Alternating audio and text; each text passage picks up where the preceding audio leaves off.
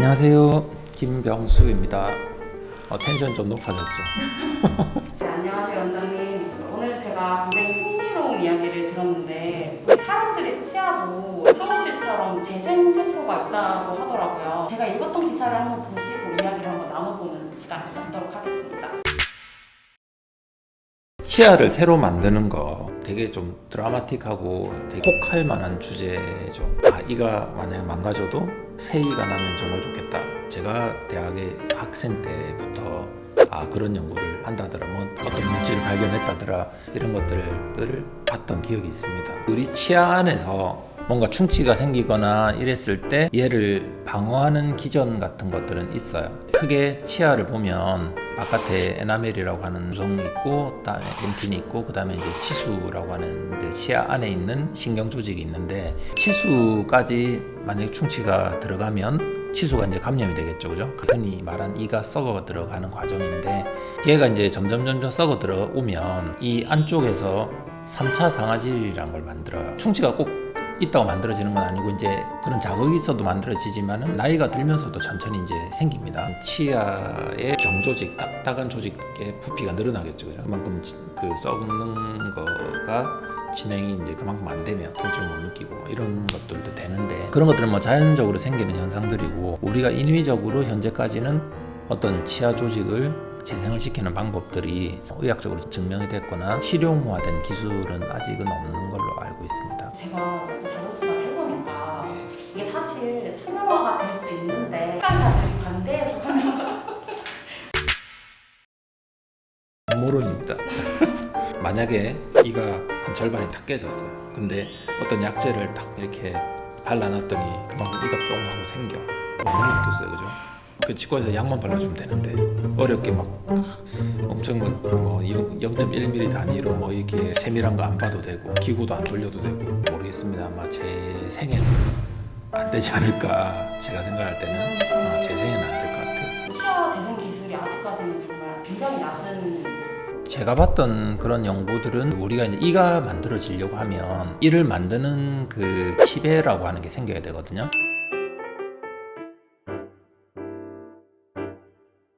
그러니까 아기가 처음 나오면 이가 없잖아요, 그죠? 근데 이 잇몸뼈 안에 그 이를 만들어내는 치배가 들어있거든요. 그럼 걔가 성장을 하면서 이가 난단 말이에요. 거기 밑에는 이제 유치 말고 영구치가 하나 더 있죠. 그게 이제 때가 되면은 이가리를 우리가 해서 영구치로 다 바뀌는 거죠.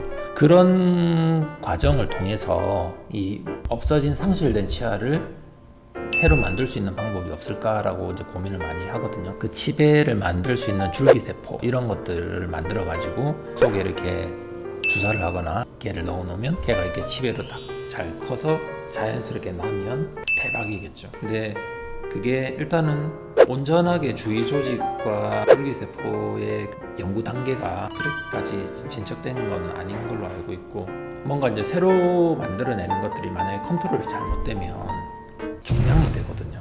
우리가 이제 간혹 뭐 해외 토픽 이런 데 보면 뭐 인도의 어떤 아이가 입안에 치아가 이만큼 해서 그걸 다 뽑아내고 뭐 이런 내용들을 보면 그것도 그 종양이거든요. 어쨌든 제가 생각할 때는 현실적으로 이를 새로 만드는 것들은 좀 어렵지 않을까. 일부 이런 건 있어요. 제품화된 것 중에 하나가 완전히 충치가 먹은 것까지는 안 되고, 초기 약간 충치가 생겨갈 때 이가 썩으면 까맣게 변하잖아요. 까맣게 변하기 전 단계에 보면 이가 부식되거든요. 그 정도 레벨에서 치약처럼 생긴 약을 계속 발라주면 거기에 그 우리가 칼슘이나 다른 물질 같은 것들이 다시 달라붙으면서 이 푸석해져서 부식되어가는 이가 다시 단단해지게끔 하는 그런 약들은 있긴 있어요. 조금 회복될 수 있도록 하는 약들은 있는데, 그 이외에 망가진 경조직을 대체해서 이 애가 새로 자라나고 이런 것들은 현재까지는 없는 걸로 알고 있어요. 만약에 치아 재생술이 상용화가 된다면 임플란트도 그럼 사실 뭐 그렇게 할 필요가 없어질까요? 그렇겠죠. 그 치아를 만드는 치배라고 하는 그 치아 씨앗이죠. 우리 몸속에 딱 넣어놨더니 얘가 정상적인 치아로 자라나더라. 그게 결국 임플란트일 건데, 그게 과연 하루아침에 자라날까요? 우리 이도 영구치가 몇 년에 걸쳐서 자라나는 거거든요. 예를 들어 큰 어금니가 없어졌어요. 그러면 내가 새로운 이를 만들기 위해서 6년 정도를 이가 없이 그냥 지낼 수 있어.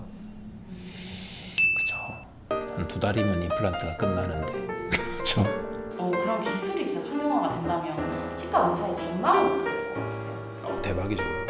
아 대박이다. 대박나죠. 저는 병원이 문을 닫을 거라고. 그렇죠. 그거 누가 할 건데? 치과 의사가 해야 되는데 거의 뭐 수술 난이도가 쉽게 말하면 뭐 상처 이렇게 좀 난 거 꼬매는 수준에서 뼈를 봉합하고 이런 수준의 수술 난이도가 엄청 올라가는 건데 그러니까 심장 수술을 갑자기 하는 거하고 손가락 꼬매는 거하고는 다르잖아. 엄청 난이도가 어렵고 똑같지 않을까요? 아무나 못하는 거니까 이게 치대를 줘도 못하잖아요. 우리가 흔히 그냥 가십거리 그냥 재미로 이게 읽기에는 뭐 괜찮지만 제가 볼 때는 이런 것들이 현생에서는 좀 힘들지 않을까. 제가 치과 의사로 은퇴하기 전까지는 좀 힘들지 않을까. 그냥 신문에 났으니까 그런가 보다 정도로 생각하시고, 혹시 나는 이 기술 나올 때까지 내가 치료를 안 할 거야 이런 생각을 하시면 안 됩니다. 큰일 납니다. 문제가 있으시면 빨리 치료를 받으시는 게 제일 자기 일을 아낄 수 있는 방법입니다. 오늘도 시청해 주셔서 감사합니다.